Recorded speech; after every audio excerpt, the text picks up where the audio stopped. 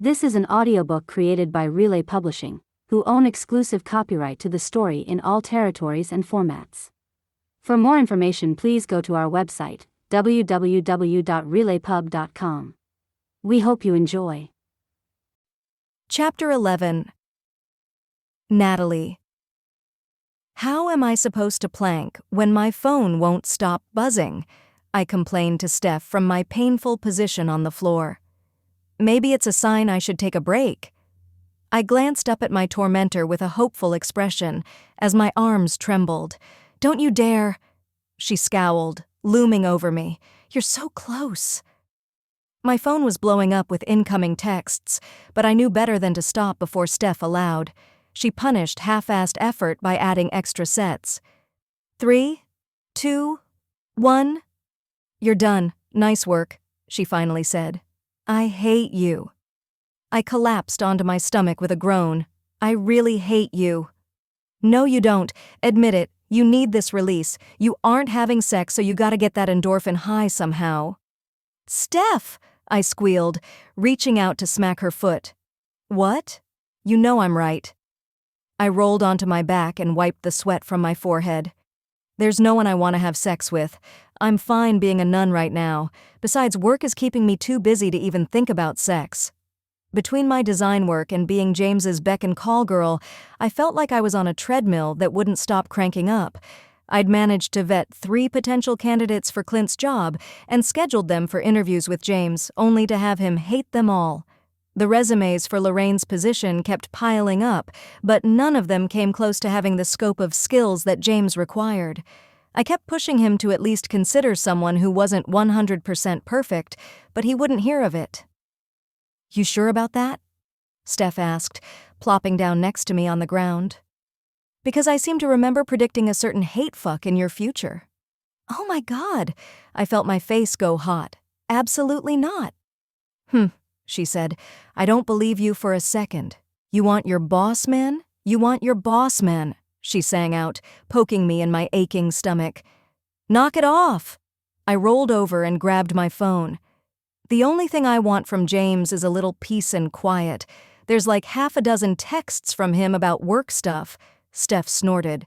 "Boundaries much?" "More like burning the candle at both ends much. He works even longer hours than I do." I scrolled through my messages, frowning. "Uh-oh, there's also 3 more texts from the bridge troll." "What's his deal?" she asked. The latest one says, "Nat, we need to talk about the assignment you turned in. Meet me at Corrigan's. We can have drinks and see where it leads." Then he put a winking emoji. "Gross." Steph made a gagging face. "Isn't that against the rules or something? Can't he get in trouble since he's your instructor?" I shook my head. Everyone's just so thrilled that someone so high-profile agreed to teach the class. He's basically untouchable. "You need to put a stop to it somehow. It's only going to keep escalating. He clearly doesn't know how to take a hint." "What can I possibly say? I don't want to piss him off and have him fail me." I sat up.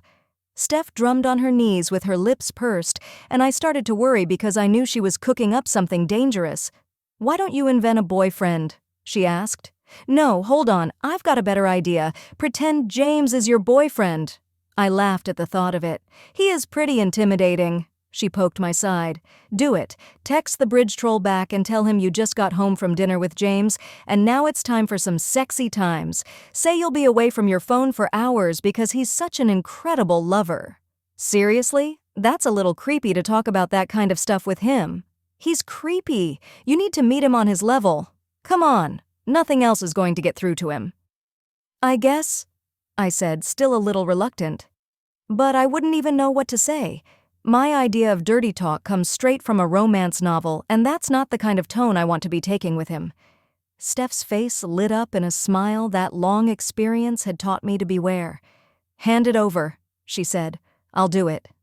Just because I knew that I should beware didn't mean I actually would.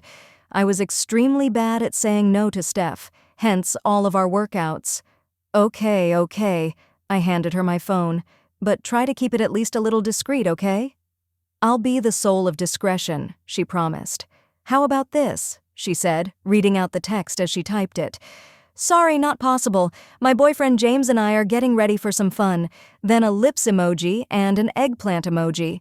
I couldn't help laughing. Gotta use those emojis since that's his love language. My phone dinged almost immediately, and Steph made a face as she read out his response. Oh, he asked what James has that he doesn't. This is where we need to sell it. Time to double down. Steph stated eagerly, clearly enjoying her role as my ghostwriter. Describe how absolutely smoking hot James is and how great he is in bed. I fell over backwards, laughing. My phone dinged again. Speak of the devil, it's James wanting to know where the TPS reports are filed on the server, Steph relayed, but I think we should respond to the bridge troll first. Steph's eyes lit up with glee as she typed rapidly on my phone. My boyfriend James is hot enough to be a model, with blue eyes and an 8-pack. Everything about him is perfect, including what he's packing. Oh my God, I shrieked, covering my face in embarrassment.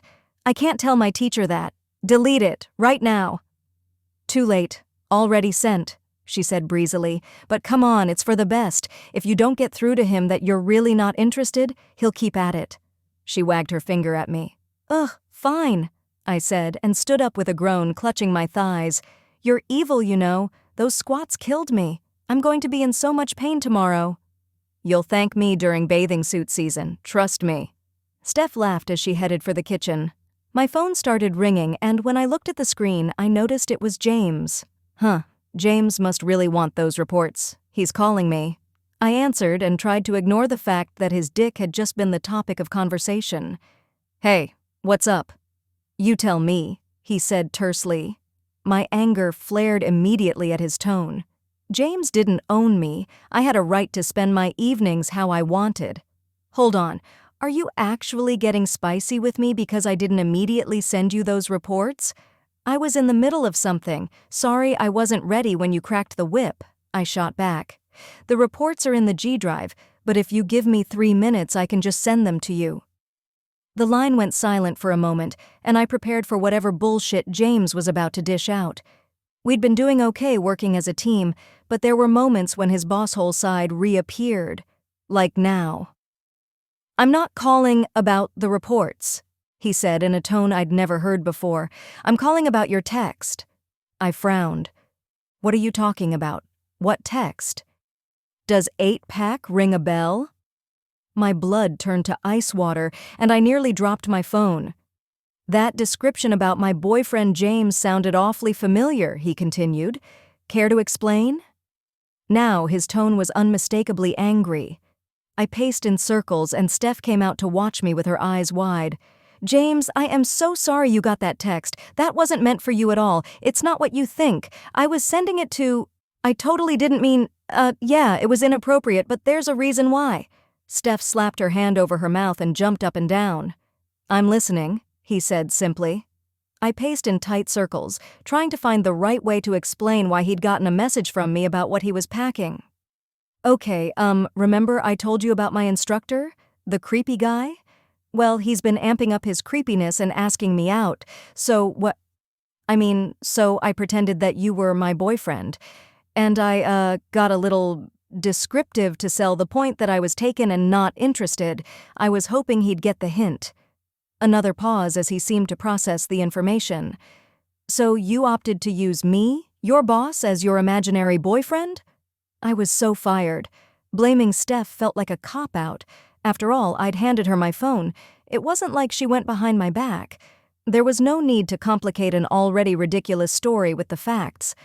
You and I were texting, so I guess you were sort of on my mind? I squeaked out as an excuse. I neglected to tell him that he was also top of mind when I closed my eyes every night. This guy is really harassing you? James asked, his tone less scary. He's escalating now? Yeah, it's pretty bad. I don't know how to handle it. I cringed. I guess that's obvious. Steph was frozen, staring at me with a twisted smile on her face, like she was enjoying the torment I was dealing with. I can help you with that, James said. That is, if you want my help. How do you mean? I asked warily, because I was sure his offer would have some sort of strings attached. Maybe I'd have to promise him 24-hour phone accessibility and a 5 minutes or less response rate. You need to prove to him that I'm a real part of your life and not just a fantasy or a story you made up. Why don't I pick you up after your next class? It might help him get the message, James paused, and that I'll beat his face in if he doesn't get the hint. The protective growl in James's voice sent warmth through my chest. I felt like I could finally breathe again. He wasn't going to fire me. In fact, he was actually stepping up to help fix the problem. It was the last thing I expected after referencing his dick in a text. Maybe he liked the fact that I said he was perfect. "You okay?" Steph mouthed to me. I nodded and settled onto the couch, and she sat down in the chair opposite me so she could have a good view to continue observing the car crash that was my life. "Seriously? You wouldn't mind?" My heart swelled at the thought of James stepping up to be my knight in shining armor. This seemed like the James that Christopher had talked about, the one who really came through for the people who mattered to him. Not that I mattered to him, of course, but he did need me clear-headed and calm so I could do my best work for him. There's nothing I hate more than men in positions of authority taking advantage of their power. I'm sure he thinks he can intimidate you into going out with him. I'd be happy to help you prove him wrong by squashing this bug of a human. I beamed at the ground because I knew if I looked at Steph, she'd try to make me laugh. That would be amazing. And totally above and beyond. I need to come up with a way to thank you. Steph snorted at me, and I looked up at her against my better judgment, only to see her doing a vigorous handjob motion. I threw a pillow at her head. "You don't have to thank me, just keep up the good work around the office," he said. "That's my job. I get paid to do that. What you're offering me is something more. I definitely need to thank you for your help." I bit back a grin. "I have a fantastic idea. What if I serenade you? I know you love my singing." He chuckled. "Absolutely not." "Oh, come on," I teased, settling into the couch and crossing my legs. "I could do a Beyoncé's greatest hits concert for you. Can't you just picture it? 1 solid hour of me hitting those high notes. You'll love it." "I'll pay you not to," he shot back. There was a lightness in his voice I'd never heard before. The big bad boss man was actually having fun with me. "Oh, this is getting interesting," I purred. "How much are we talking here? Because I don't come cheap, Mr. Branson." "Lots, lots and lots of money." I could hear the smile in his voice. "You've got my attention," I said, "but I really do think you'd be missing out." I cleared my throat. Me, I sang, purposely sounding rusty and off-key. Steph laughed at me. "Stop," he pleaded. "Stop it right now, it's painful."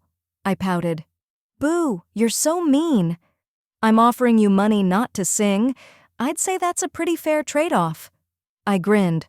"Okay, you've got a deal. We can work out the exact terms when you pick me up from class." I paused. "And seriously, thank you for stepping up to help me." "No problem." The line went quiet, like we both weren't quite sure what to say next, but it seemed like neither of us was ready to hang up. Those TPS reports," I said, grasping for a safe topic. "I'll grab them off the server and send them to you as soon as we hang up." Right, of course," he said, back in business mode. "Appreciate it." "Okay, good talk," I said, blushing when I remembered the dick-centric reason why he'd called me. I mean, weird talk, but we figured it out, right? "Yup, see you tomorrow?" We both hung up and I stared at my phone in silence. "Wow," Steph said. I shrugged at her. "It turned out okay in the end." "Nat, your face! I haven't seen you light up like that in ages. You should see how big your smile is." I squirmed because I knew she was on to something. "Stop. We were just being stupid." "Exactly. You were having fun and flirting. I'm shocked that you remember how to do it. But you were actually pretty good. I guess it's like riding a bike." "I absolutely was not flirting with my boss." I tried to glare at her, but my face felt like it was fixed in a perma grin.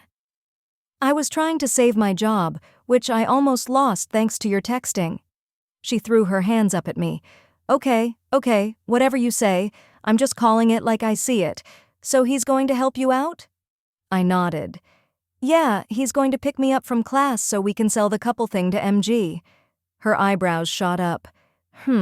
How kind of him to swoop in and save you. Sounds like a dedicated boss.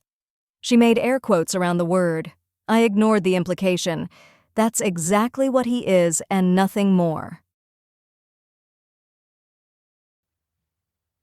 This was an audiobook created by Relay Publishing, who own exclusive copyright to the story in all territories and formats.